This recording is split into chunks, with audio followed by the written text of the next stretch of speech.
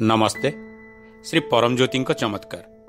मु ओडिशार मयूरभंजरू नारायण सोरेन। मु जणे कृषक एवं मोर 2 एकर चाष जमीर उत्पादित आय मु मो परिवार को प्रतिपोषण करे।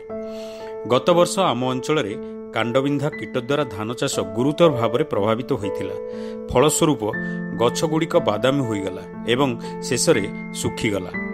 कौन सी अमल पाइबा पई समस्त आशा हराइले। आमे निसहाय होई पड़िलु एवं आमर फसल बंचाइबा श्री परमज्योति भगवती भगवान को प्रार्थना कलु। मो पत्नी एवं मु आम चाष जमीर चतुर्पार्श्व मूलमंत्र जपी 3 थर परिक्रमा कलु एवं आमे खेतर सोमजल छिंचिलु। श्री परमज्योति भगवती भगवान को पादपद्म आमर चाष जमी को समर्पण कलु। ईश्वर का आशीर्वाद आम उपरे वर्षा हला।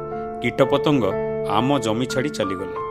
अति आश्चर्यर कथा किछि दिन परे धान गछ पुणी सबुज होई उठिले एवं भल भाव बढ़िबाकु लागिले। आमे प्रतिवर्ष करुथिबा अमल ठारू सेही वर्ष अधिक अमल कलु।